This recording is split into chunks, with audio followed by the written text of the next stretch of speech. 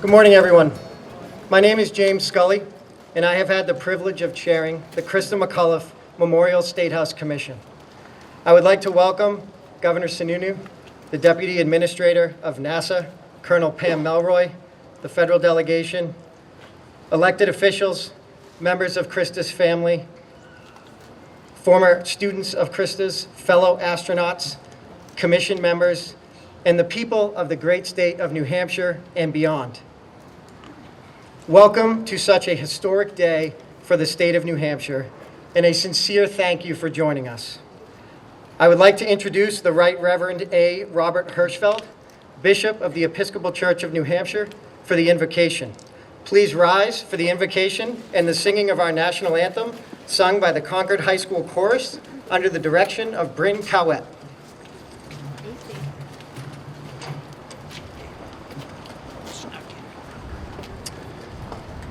Gracious God, the beginning and the end of all our endeavors, you have planted within us the yearning for truth, the daring of new discovery, and the exhilaration of bold exploration. We gather today to honor your faithful servant, Christa McAuliffe, on her birthday. We cherish her legacy and the myriad gifts she shared with us all. The love and adoration she held for her family, Steve, Scott, and Caroline. Her dedication to her students and colleagues at Concord High School. Her wonder in the splendor of the vast expanse beyond the skies and this fragile earth, our island home. Her courage in the face of peril and risk. Her devotion to this community of Concord, this beautiful granite state, and this nation and its irrepressible confidence. O source of all compassion and consolation, we also continue to feel the sorrow of the tragedy of that cold January morning 38 years ago, when we lost her and her 6 fellow astronauts so terribly. May words spoken this day and the sculpture we will soon unveil bring comfort, honor, and inspiration to us and all the generations that come after. As we were united in shock and grief on that morning and the days that followed, may we find ourselves reconciled and united before you and each other in our pursuit of the mysteries of life and the universe you create, uphold, and make holy. We thank you for Christa's spirit of selfless service and sacrifice, and we pray that you may shed that same spirit upon us today and always. Amen. Oh, say, can you see by the dawn's early light what so proudly we hailed at the twilight's last gleaming, whose broad stripes and bright stars through the perilous fight o'er the ramparts we watched were so gallantly streaming, and the rocket's red glare, the bombs bursting in air, gave proof through the night that our flag was still there. Oh, say does that star-spangled banner yet wave o'er the land of the free and the home of the brave?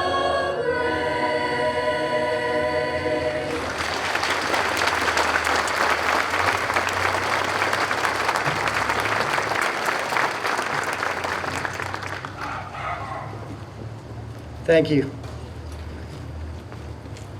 Good morning again. Please take your seats. Good morning again, and what a special day it is. I would like to begin by thanking Governor Sununu for making today a reality. By way of his executive order establishing the commission, and with the support of the New Hampshire legislature, we are here today on what would have been Christa's 76th birthday. Governor, your vision and your dedication to making this a reality is something everyone in New Hampshire should be grateful for. As the son of a lifelong educator and the father of two young, beautiful girls who are here today, it has been the privilege of a lifetime to assist in honoring a New Hampshire hero and the first woman to be memorialized on the State House Plaza. When this process began, admittedly, I did not know the complexities of what it would actually take to get us here today. One of the remarkable things, though, about this process was how many hands were involved in making this happen. Everyone I talked to and everyone that worked on this, from the foundation to the granite base, to the bronze, to the crane operators, even to the sound technicians this morning, shared stories of what Christa meant to them. And it was a constant reminder for me of the person we were set out to remember. Honoring someone who was such a remarkable woman in a way that would embody her spirit and love of teaching was certainly no easy task. When the commission set out to solicit artists, we were incredibly lucky to have found Mr. Benjamin Victor.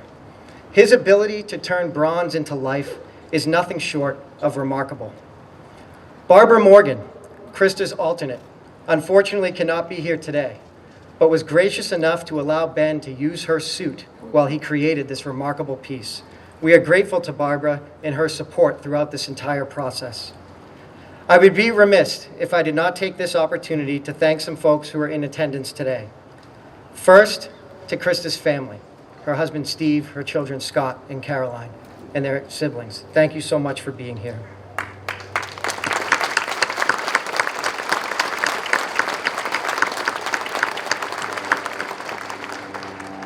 And to Christa's family, thank you for allowing us to remember your Christa in such a special way.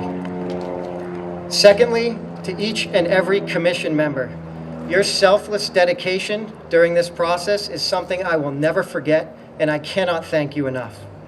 I would also like to thank Mark Cronus for completing the installation, Oak Point Associates for donating the foundation, Rock of Ages for the beautiful granite base, and American Crane. Additionally, I would like to thank Deanna Juris, Carrie Johnson, Ben Wilson, and Michael Murphy and their respective teams for their support of the commission. Christa will never be forgotten, and her legacy will continue to live on. But with this statue, I hope that everyone that visits this special place, the capital of the state of New Hampshire, is drawn to this piece. I hope it inspires those that are fortunate enough to visit here to reflect on Christa's impact on so many. An educator, one that was so driven by her passion to enlighten students that she applied for the Teacher in Space program. In Christa's application to the space program, she said, "It is my hope that students leave my classes with strong democratic ideals and the tools to be useful citizens. I want my students to feel good about themselves and to have a successful learning experience."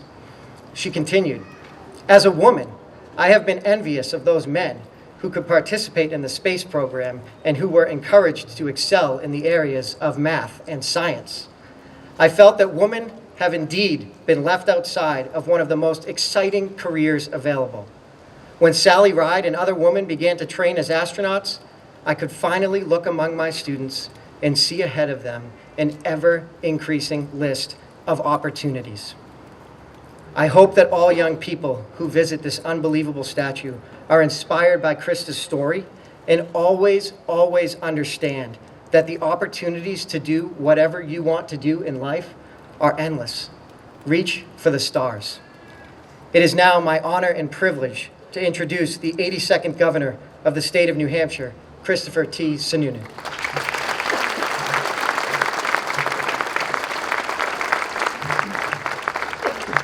All right, good morning. This is awesome. I'm very excited. It is great. We've been blessed with great weather and a great day. When you kind of look out in the crowd, it's like, holy smokes. I mean, everyone really showed up, right? Folks from the past, folks from today. It's just all about the opportunity that we're trying to create. This isn't just a statue. it is really a symbol of what we're trying to promote here in New Hampshire in so many ways. So, this idea was envisioned. I had this idea a long ago, well before I became governor, actually. Because I had, as a student, I was in the 4th grade when we first started seeing Christa. She had just been selected.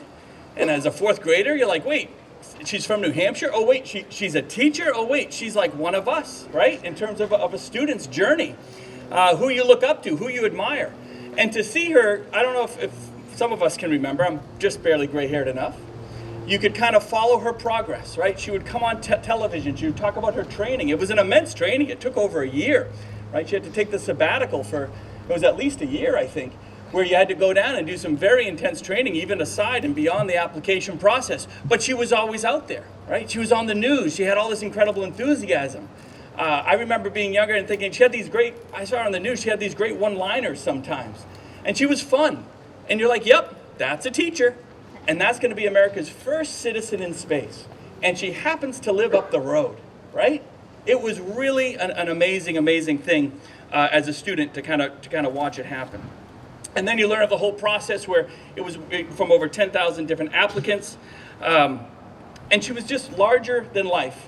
But she was just down the road, right? And that's an amazing connection. I think New Hampshire is very unique in that aspect. We're all connected by community, right? We lean on each other. We don't just have government figures up here or famous people over here. We're friends, we're neighbors, we're community. This is how we get things done. This is how we separate ourselves, I think, from the rest of the pack.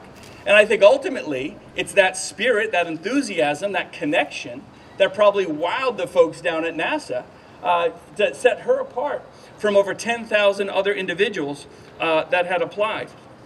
So we all, across every corner of the state, we all shared a lot of pride that Christa was truly like no others, and that she was going to be racing up to the stars.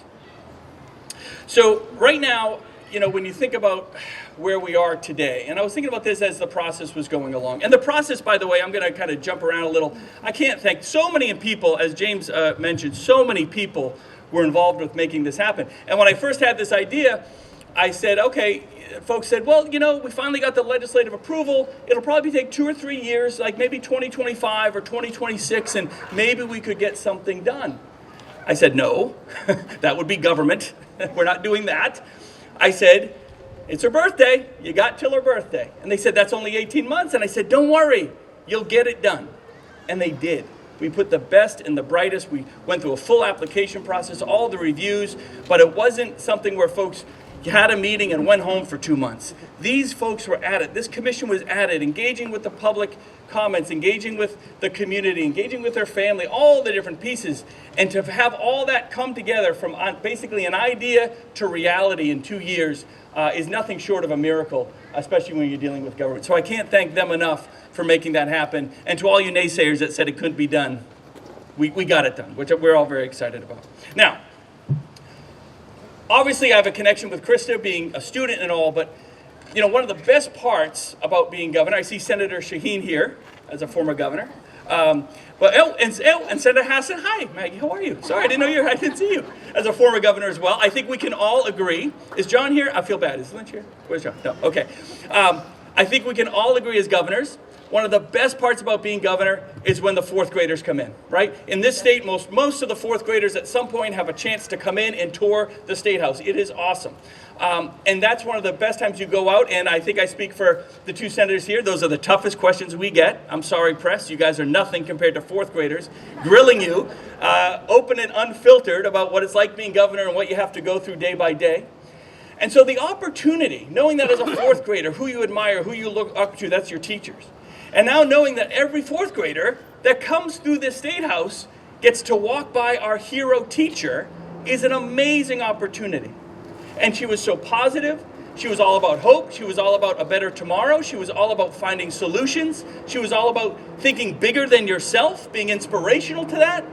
And to lead off every tour in the State House now with students walking by Christa, understanding who she was, knowing she was right up the road, and giving every kid that spark that sometimes isn't there, especially if you're watching the news lately, right? Oh my goodness, right? But we have this amazing opportunity to live in this state, to live in this country, to have these opportunities. And so to kick this off to kick those tours off and those days off with every kid, I don't think there's ever been a time when not just a statue or a symbol or an individual, but an opportunity like this to grab hold of and take advantage. All the more reason why I think we're excited that it's happening today in 2024. We're not wasting a moment's time. And every kid that gets to come through here after today gets to kind of share a little bit of that opportunity. They might not have been here during those exciting times in the 80s, but shares a little bit of that opportunity, a little bit of that spark that we all got to tap into. You know, I'd also be remiss. My mom and dad couldn't make it here, unfortunately. My mom's health isn't well, but you know, my dad afterwards, my memories are all about kind of before she left, and then the biggest memories, we did a big sabbatical. My parents did a ski race, and they raised money, and now over at the Charitable Foundation, they have a sabbatical. And they raise money into a fund. We did the Christa McAuliffe ski race and the Christa McAuliffe sabbatical fund for years. And the whole point was to raise money so more teachers could do exactly what she did. So more teachers could take a year off and have an exciting opportunity to find adventure, to learn something else, and then bring it back to the classroom. It was always about bringing it back into that classroom. And the fact that, you know, I was able to, you know, be part of that. I was just a kid at the time. I was more running around doing a lot of logistic stuff, but my parents were very proud of it. I know that the fund still exists over at the charitable organization, still providing opportunities for teachers. So again, just an immense point of pride, not just for me, but my family, and an opportunity for the state. So look, I just want to say a big thank you. This, again, it's not just, I mean, to have a family here is amazing. To have the statue here is done, but it ain't a statue. That's not what this is. This is all about that symbol of opportunity and hope that every kid, that every individual, as they cross these grounds, gets to take a little bit of pride in here in the great Granite State. Thank you guys very much.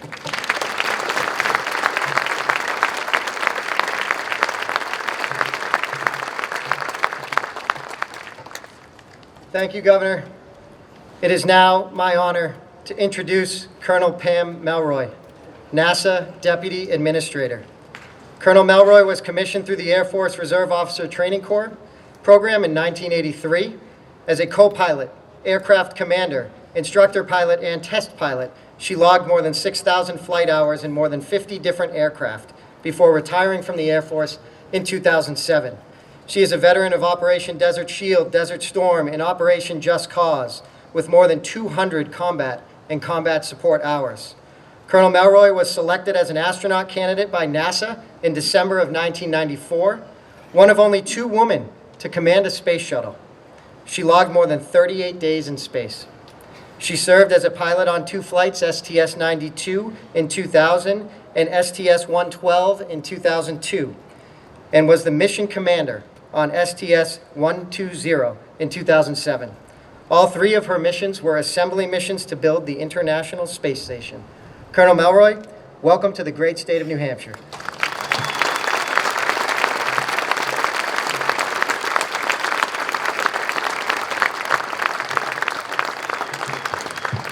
Thank you, James. Thank you, Governor Sununu. Thank you to the Christa McAuliffe Memorial Commission for having me here today. This is a very special moment, and I'm very proud to be here to represent NASA. We're here today to reflect on the enduring legacy of Christa McAuliffe, a figure whose influence on NASA and the broader space exploration community remains a very poignant symbol of courage, of commitment to education, and the inherent risks of space exploration. As NASA prepares to bring new human spaceflight capabilities online, Christa's story serves as powerful inspiration, and it really underscores the critical importance of safety, education, and the human spirit in our endeavors beyond Earth. As has been mentioned, Christa was selected in 1985 from more than 11,000 applicants to become the first civilian teacher through NASA's Teacher in Space project. Her inclusion in the Challenger mission symbolized a transformative era for NASA in the shuttle program, one where we aim to inspire and educate the next generation by involving educators directly in our missions. Her planned lessons from space were designed to ignite a passion for science and exploration among students, not just in New Hampshire, not just in the United States, but around the world. At NASA, we go to space to do unique things that don't happen the same way here on Earth. Science and the exploration of our solar system. To build national capabilities that make our lives better in many ways, and to inspire the next generation. Christa, of course, embodied and represented the ideal, making space accessible not only to astronauts, but to educators and humanity as a whole. Her participation in the Challenger mission was a testament to our commitment to educational engagement, which has since paved the way for many, many outreach programs and inspired countless young people, including myself, to study STEM and to want to become the explorers of the future. Her important and valuable legacy has allowed us to send more teachers to space, including her backup, Barb Morgan, and Joe Acaba, currently the chief of the astronaut office, and my good friend Ricky Arnold, who during the 2017 and 2018 school year brought Christa's lessons to the space station and completed her mission.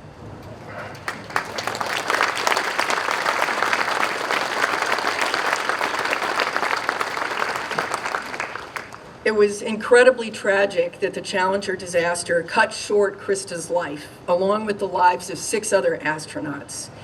This profound loss led to a deep reassessment of NASA's safety culture and safety protocols. Christa's death was not in vain. It spurred crucial advancements in spacecraft design, risk management, and the overall safety of human spaceflight. In the wake of the Challenger tragedy, NASA made safety and transparency a cornerstone of its culture. We have had to learn the lesson again, but the lessons learned from Challenger disaster continue to guide our approach to space exploration, because that's the way that will ensure that their sacrifices will never be forgotten. This is a particularly important time for us now, as we proceed to bring our latest human spacecraft, the Starliner, only the 6th in the history of NASA, home later this week. We had to make the difficult decision to have the crew stay on board the space station and come back with the next crew. This decision, made by the NASA Administrator Bill Nelson, who himself flew the flight just before Challenger, reflects NASA's historical experiences and our perpetual commitment to safety. The return of this test flight represents significant progress for NASA since Christa's era, demonstrating our dedication to safety. So the dedication of this statue is very timely, coinciding with current projects like Starliner and Artemis, our ambitious endeavor to go back to the moon and create a blueprint for responsible, sustained presence throughout the solar system. This moment commemorates not just Christa's life, but also highlights the enduring relevance of her mission in today's landscape and the future. The statue will stand as a symbol of the resilient human spirit that Christa embodied, reminding us of both the risks and the rewards of exploration. Christa McAuliffe's impact on NASA transcends time. Her mission catalyzed change, leading to a safer, more inclusive, and more educationally focused space program. As we embark on new journeys, the lessons of the past have to be integral to our future.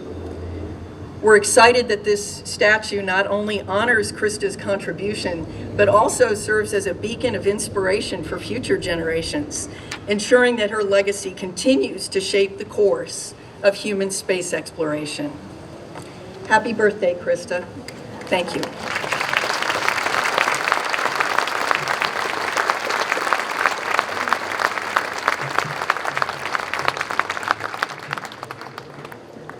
Thank you, Colonel Melroy. The Christa McAuliffe State House Memorial Commission announced an arts contest to the children of New Hampshire from kindergarten through 12th grade and had submissions from all age groups. the commission selected 3 winners. From kindergarten to 4th grade range, a unique piece of art submitted by Claire Ling, a student at the Moherman Elementary School in Madbury, is featured in your program. Claire has joined us here today. Welcome and congratulations.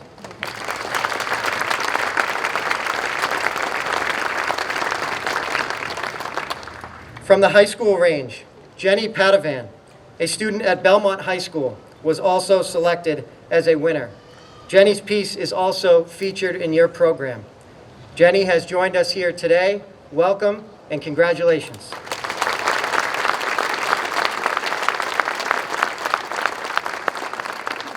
From the 5th to 8th grade range, an essay from Nathaniel Dunlap, a student at Maple Street School in Hopkinton, was selected as the winning submission. And it is now my privilege to invite Nathaniel on stage to read his essay.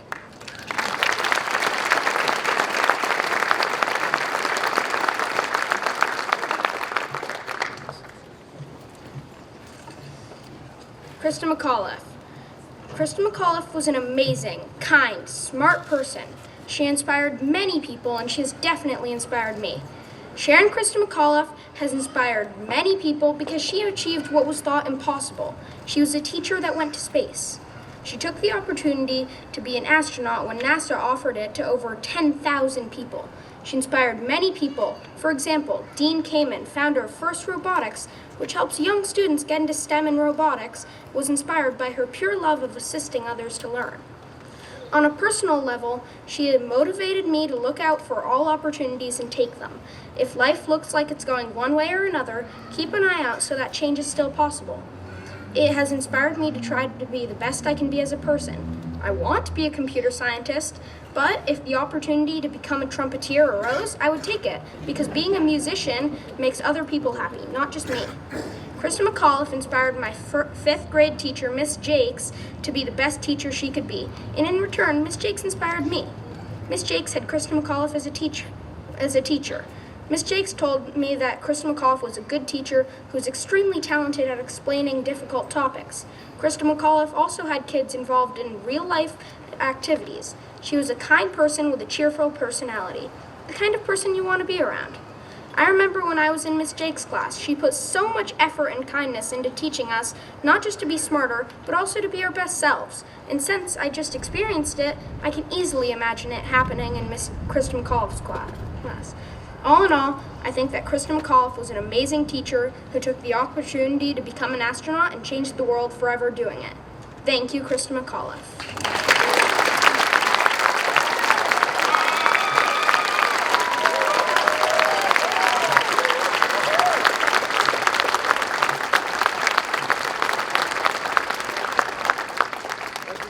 Thank you, Nathaniel.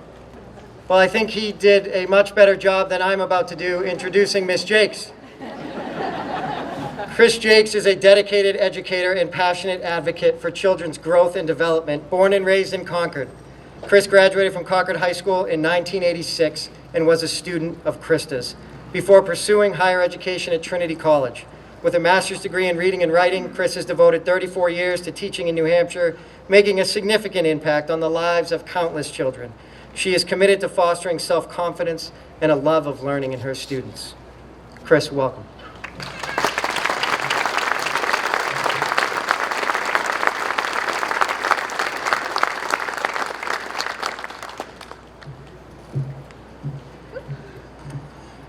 Good morning, ladies and gentlemen. Today we gather to remember a remarkable woman, a teacher who not only shaped the minds, but also touched hearts, Christa McAuliffe. As we unveil this statue in her honor, we are reminded of the profound impact she had on all who were fortunate to be her students. Statues are erected to commemorate those who have done extraordinary things or led people in meaningful ways, and Mrs. McAuliffe did both. As a teacher, she greeted each of us at the door with a smile and a cheerful hello, setting the tone for learning and discovery. Her approach to teaching was progressive and inspiring. She didn't just lecture, she engaged us all. Mrs. McAuliffe believed that learning was most effective when students become part of the lesson actively participating in their education. I remember how excited we were in her class, whether it was participating in a mock trial, studying the intricacies of law, or contemplating deep questions that challenged us to think beyond our own belief system. She didn't just teach us about the world, she taught us how to be part of it, the responsibility to be an active citizen, to pursue our career goals, and to find hobbies that would bring us fulfillment. There was a moment in class that I will never forget, and as a somewhat egocentric 16-year-old at times, it gave me pause. A student, shy and withdrawn, never participated. Mrs. McAuliffe reached out to him gently, drawing him out of his shell, making sure he knew he was seen, that his voice mattered. I remembered looking from him to her and back again, impressed at the art of what she was hoping to accomplish. This moment was such an important life lesson on how to treat others, something a lesson plan could never achieve or account for, but her genuine care for others did. She could have easily focused on students who were always eager to contribute, but she didn't. She believed that each student was important, invaluable, and little by little, that student began to participate more. It was a powerful lesson, not just for him, but for all of us. I didn't choose to go into teaching because of Mrs. McAuliffe, but I carry with me the lessons and the values that I learned from her every day. I strive to make each child I come in contact with know they are wonderfully unique and special, help them see and reach their full potential, to reach out to those who may be struggling, and to create a warm, inviting environment filled with energy and positivity, just as Mrs. McAuliffe did. When Mrs. McAuliffe was away training, the world got to know the incredible woman she was, and we are so very proud of her because she was ours. She was our teacher. Even with her busy schedule, she made every effort to keep us updated on all she was learning and made her return visits to Concord High a priority, sharing her experiences with us in person and proving again just how much we mattered. She remained dedicated to her students while away, writing notes, completing letters of college recommendations, and offering support to students who she knew needed it. Mrs. McAuliffe wasn't just a role model in teaching, she exemplified how to live with integrity, ambition, and an unwavering love for learning. At the end of my senior year at awards night, I had the great honor of being the first recipient of the Christa McAuliffe Award for Excellence in Social Studies. To say I was stunned and overcome with emotion is an understatement. It continues to be one of the proudest moments of my life, not only because of the work I did to earn the award, but because I received an award named after my teacher, Christa McAuliffe, who I looked up to and respected. A true testament of her impact on myself and all the students and the legacy she left behind. We were incredibly lucky to have her as a teacher.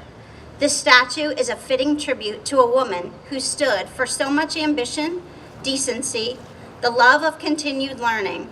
I'm so happy this monument is here, and who knows, maybe we'll have a Christa McAuliffe Day throughout the state of New Hampshire. Thank you, Mrs. McAuliffe, for all you gave us. Your legacy will live on, not just in bronze, but in the countless lives that you touched. Thank you.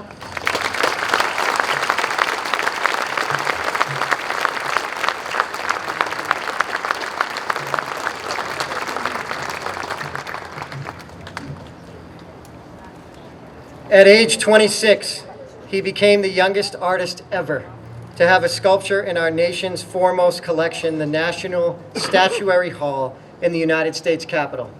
In 2024, he achieved the remarkable distinction of becoming the only living artist to have 4 sculptures in Statuary Hall.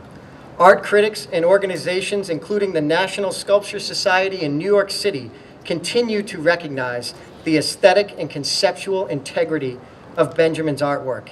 His passion and drive clearly show each of his unique and profound creations.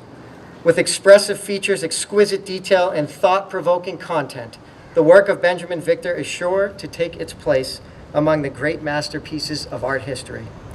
Ladies and gentlemen, I now introduce this spectacular artist who I am so grateful to have met throughout this process and worked with, Mr. Benjamin Victor.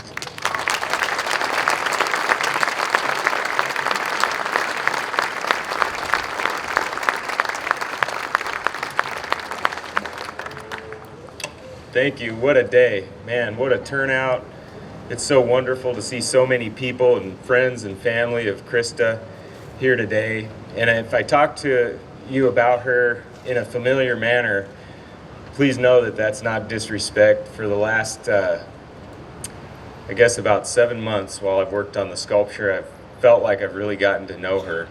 Not just through the videos and books and photos that I've viewed, but just through the time of reflection that I've had of the inspiration that she's impacted on my life and on so many kids that grew up in that time period. You see, my mom was a teacher, and at that same time, she was just so excited that they had a teacher in space program. And this teacher that was just one of us, she seemed like everybody's teacher, everybody's mother in America. And when you saw her on TV as a little second grader, you just couldn't help but relate to her and think of all the wonderful teachers in your own life that impacted you as a student. So my grandmother was also a teacher, and one of the things she said, she was an art teacher, and she said that empathy is the key ingredient for an artist. You really have to have a large amount of empathy. And so at a young age, as I was watching this all unfold, and my story is a lot like many of you in the audience today, they brought out the big TV, the old TVs that were so deep and on the big cart for us all to watch. And we didn't really know what happened until it was explained to us. And it was just so tragic and so sad. And I couldn't help as a young artist, not knowing that I'd go into a career in art, but just having that empathy, I couldn't help but think of her kids that were about my age. And they are about my age still. And now as an adult, as I look at the story and I've watched the footage and seen her mother continue her legacy and her sister and everybody in her family, I can't help but think of her husband, at 45 years old now and in my life, married with children. I just look back on that tragic day and my heart goes out to the family. But there's a silver lining in all of this, and that's what we're here to celebrate today. And that is that her lesson is continually taught. And that lesson of inspiration hasn't been lost in the disaster. And her memory will go on forever. And that lesson of inspiration is the joy and the spark and the enthusiasm that she had throughout her life. She was courageous. She really was. She went up there into the unknown to do something special for the next generation. And I can tell by the speech that was just given that is continuing on generation after generation, and it will never die. None of us really know when we're going to go. We're all going to go at some point, but isn't that the real point of life, is to leave a legacy like this, like she did? And so it's just beautiful. It's tragic, but there's a beauty in it. And we all have to remember that today and have a bit of joy like she had. So that's why when you see the sculpture unveiled, she's smiling and she's striding forward, because that's the whole point of that legacy, is that we need to carry the torch on. So all of us are hopeful in that way, and I know that everybody's very proud, and everybody here in this community feels like they were family to her, and that's just been so special to me. This project couldn't be more inspiring, and as an artist, I can't think of a better way to use my skills than to channel it into that spirit of Christa McAuliffe. It's been very special, and I hope all of you will watch the PBS special. They've been following me throughout this whole process, creating the clay and the bronze. So it's been just a wonderful time in every way. So thank you so much. Thank you for having me, and thank you for treating me like family here. I appreciate it.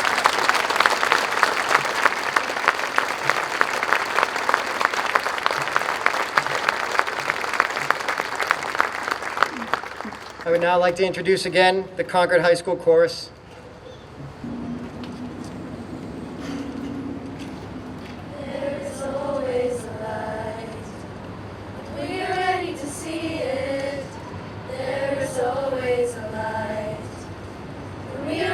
to be it, to see the light, to be the light, to raise our eyes in the dark of night, to climb this hill, together we will. There's always a light in the dark, we are ready to see it.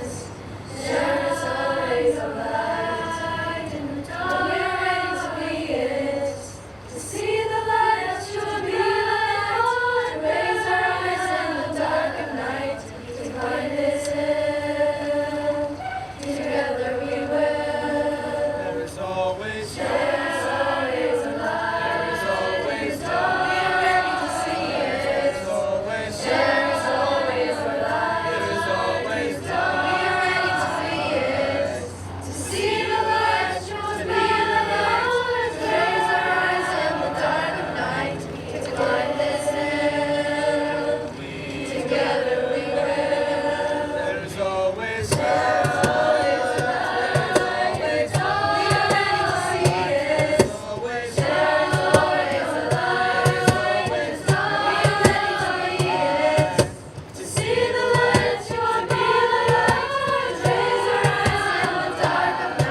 to be the light, to raise our eyes in the dark of night, to climb this hill, together we will. There is always There's always a light. We are ready to see it. always There is always a light. We are ready to be it. To see the light, to be the light, to raise our eyes in the dark of night, to climb this hill, together we will. Be the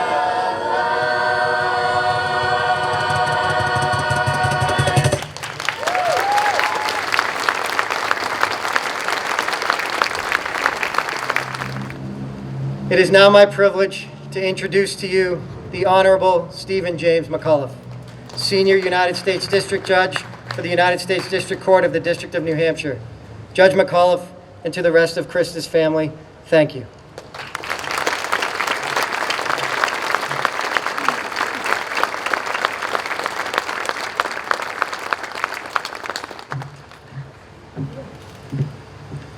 Good morning. A beautiful, beautiful day. You'll understand after 30 years, 34 years almost, this is still difficult for me, which I guess I'm kind of proud of. Coming down this morning from the from New London, my beautiful and supportive and wonderful wife Kathy was a great stepmother to our children and to our own children. She turned to me and she said, and I wasn't stressed, she said, "You can do this," out of the blue. And I turned to her and I said, "Of course I can do it. I'm the man of steel." And she let that sit for about 3 minutes, and then she turned to me and she said, "You're a softie." She said, "But you can still do it." Had I known I was going to be following the governor and Colonel Milroy and Nathaniel, my gosh, and Chris Jakes and Ben Victor, I might have reconsidered. Those are amazing, amazing remarks. So please bear with me. I'm going to use a prepared text, which I know is not the best way to do a presentation. But there are some important things that I do want to say, and I want to make sure I get it right as I thought it right previously, as opposed to as I'm standing here extemporizing. So I'd ask your indulgence. Great singing, by the way. I have an opportunity as a district judge to preside over many new citizen swearings in, and we always have choruses from around the state that come and perform. That was awesome. You guys are good. Even the boys participated with enthusiasm, which is not something that we see all the time. You guys are great. Come on. So, Governor Sununu and members of the commission and honorable guests, friends, thank you very much for affording me the opportunity this morning to say a few words on this really inspiring occasion. It was about, I think, a year or a year and a half ago that Governor Sununu called me out of the blue. We were driving down to Florida, Kathy and I. We were on I-95 somewhere in nowhere. And the phone rang. And normally I wouldn't answer the phone as I'm driving, but I picked it up. It was a 603. And and the voice said, "Hi, it's Chris Sununu." And I said, "The governor?" And he said, yes, the governor, Chris. And I said, he said, listen, he said, as you hear his excitability, when he gets engaged in something, he's excited. He's excited. He said, "Listen, I've got a great idea. I think the budget will accommodate a memorial, and I'd like to put a statue of Christa on the State House lawn, the first woman to have a statue on the State House lawn." And I thought about it, and given my background a little bit as he was talking, I said, I can foresee some difficulties for you for pushing a project like that. And he said, he quickly dismissed my thinking. He said, don't worry about it. I can handle it. We're going to do it. If you're okay. And I said, the family would be extraordinarily honored and humbled by a statue on the State House lawn. And he said, "Great, done. I'm going to do it." And on it went. There it was. It struck me at the time. I was thinking, I wonder why. What gave him the idea? And then I realized, as he mentioned, I knew his dad pretty well, John H., and governor, and his mom, Nancy. And after Christa died in the Challenger accident, they were incredibly supportive on a personal level. They were incredibly supportive on a public level. They started the Christa McAuliffe Ski Invitational that raised lots and lots of money to support education and teachers and students. They were indefatigable, and of course they're very nice people. There is that old joke about how the children got the personality of Nancy and the abilities of John, which seems to ring true today. But anyway, I'm very grateful. I was very grateful, and our family's very grateful for that. Let me also start out by apologizing this morning for any failures of diction or delivery on my part. This occasion and an inherited weakness on my part conspires against me often. The weakness being Irish sentimentality. It's the kind of sentimentality that forgets neither sorrows nor grudges and compels public displays of either on occasions without notice. So there may be, I hope there won't be any grudges, but there may be some sorrows. Christa, there were some basic truths about Christa, and you've heard them referred to already. Christa loved her family. She loved her children. She loved her friends.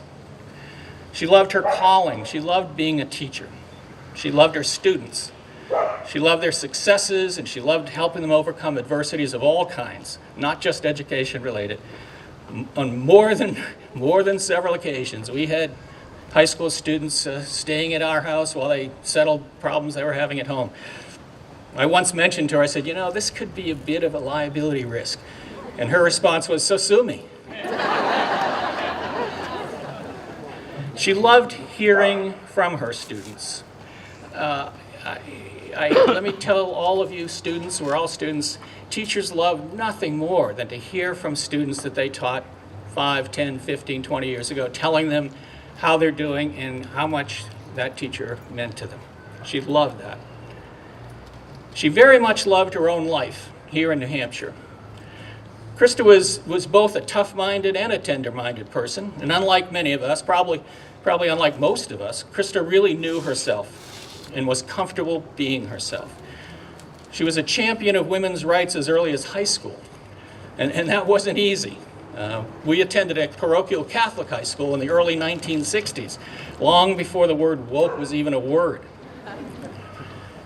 She was a fiercely independent thinker, a fearless and unembarrassed do-gooder, a volunteer, a friend to everyone, a compassionate and empathetic young woman who was tireless in the pursuit of a fair and a just society. She was a happy person. She laughed contagiously, and she made other people happy. She was a fabulous teacher and mentor. So, It should not have been a surprise that she was selected by NASA's Teacher in Space program, but of course it was a surprise, and she was thrilled. She couldn't wait to get started. But that selection and all the celebrity that followed didn't change her in the slightest. She knew who she was, and she was content with who she was. From the outset, she said over and over again that she saw herself as an ordinary person who had been given an extraordinary opportunity. But there was another part of that opportunity. That opportunity, of course, included training for and flying in the space shuttle, which she was over the moon about. She was very excited about that prospect, that opportunity. But there was another part of this opportunity that meant far more to her. The opportunity to represent her fellow teachers, to play an effective national role in focusing the public's attention on and fostering public appreciation for the critical role that teachers play, not only in educating our children, but also in teaching them to be honorable, ethical, and informed citizens, thereby contributing immensely to the protection of our democracy, helping to bring about an ever-improving society that values integrity and good character and good citizenship. That representative role, that's being the face of teachers and educators in a very public way. That opportunity was the extraordinary opportunity she most valued and fully embraced. But Christa, I know, would have a more complete perspective on this statue and on what we celebrate here today. I can hear her. Over the years since Challenger, I've resolutely resisted the temptation to attribute to Christa words or thoughts that might actually just be my own. You will recall my earlier comments that Christa was a fiercely independent and tough-minded person. But the exception often proves the rule, or so we say when we prefer the exception over the rule. And I think that it's not too much of a risk this morning for me to say a few words on Christa's behalf. Words that I know to a moral certainty that she would want me to say. And I know as well to a moral certainty that she would be decidedly not pleased should I fail to say them. So here goes. I know, unhesitatingly and without reservation, that Christa would be so proud and humbled by this highest of honors conferred by her home state in her hometown. But she would also think that this honor to be both disproportionate and way off the mark if it's seen as a personal honor, separate and severed from the representative role that she embraced. It follows that I also know this, unhesitatingly and without reservation. Christa would want me to stress, on her behalf, to insist sternly, in fact. Her family, friends, and students no doubt can attest that she was fully capable of sternly when stern was called for. She would want me to sternly stress that this statue must be seen and appreciated as she hoped to be seen and appreciated, as a classroom teacher representing her profession, as a stand-in for all teachers and all educators. Just reminding myself I'm the man of steel. She would want me to encourage everyone who encounters this memorial artwork to remember and appreciate the teachers that inspired or motivated or guided them, the ordinary heroes who are also joyfully and with the same grace and enthusiasm, with the same courage and commitment, embracing every day the extraordinary opportunity to educate them and their children, and who, together, make it possible for this greatest experiment in democracy to continue, this free country in which learning and individuality and progress and the chance to live purposeful and meaningful lives is available to everyone. Committed teachers and public education are the lifeblood of every sustainable democracy. That would be her wish. That is what she would want me to stress this morning. And that is the context in which her family and her friends hope everyone will view this statue. It is a great honor for Christa, and at the same time, inseparably, it is a great and deserving honor for the teachers and educators across this country. I want to thank you, Governor Sununu, for your idea and for your leadership and your commitment. and thank the Executive Council and the New Hampshire Legislature for making it possible, and the Commission, of course, whose members volunteered to do the heavy work necessary to make this statute a reality. And a personal thanks as well to friends Bill Dunlap and Ben Wilson, who kind of guided me through this process from afar, from close, but afar from the Commission, I guess. And I want to thank everyone who worked so hard in large and small ways to bring this about on behalf of our extended family. And of course, immense thanks to Benjamin Victor, who you may not know is apparently a good friend of Barbara Morgan's and grew up in Boise, Idaho. So Christa would really, really appreciate that connection. She and Barbara were really, really close friends. I particularly want to thank, we haven't seen the statue yet, of course, it's imminently to be unveiled, but I do know that Benjamin worked tirelessly with great care and concern to pursue the relevant history and detail in support of his work. You know, every once in a while, Ben Wilson would send a text to me and say, you know, what did her ring look like? But how big was it? But what was on it? And so it was like he wasn't satisfied to just make a statue. He really, really dug deep. So while we wait for the imminent unveiling, I know we all confidently anticipate that Christa's statue will be inspiring and moving, and I suspect for people in New Hampshire for a while longer still, painfully beautiful. I hope teachers everywhere will come and see it. I hope they will take pride in their noble work. I hope students will come and see it, and I hope they will be inspired to pursue their dreams as far as their talent and effort will allow. I want to thank you all so much from our extended family and Christa's circle of terrific friends and colleagues for allowing me to give these remarks this morning. And like you, we all can't wait to see Benjamin's work. Thank you very much.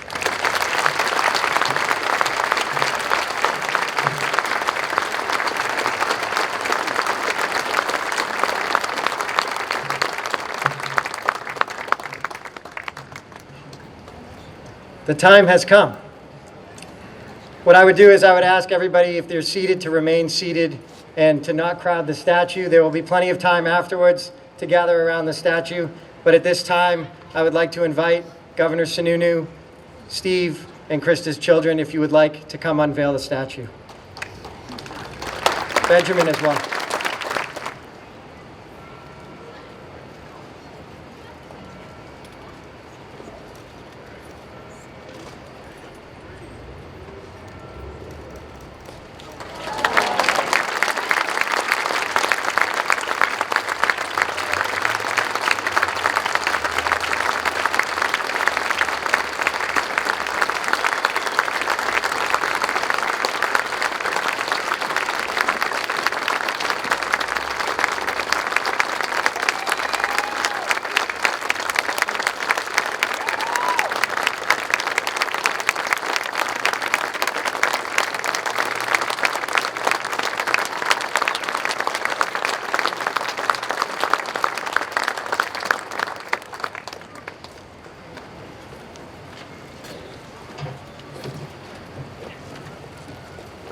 Ladies and gentlemen, I want to thank you all for coming on this historic day for New Hampshire.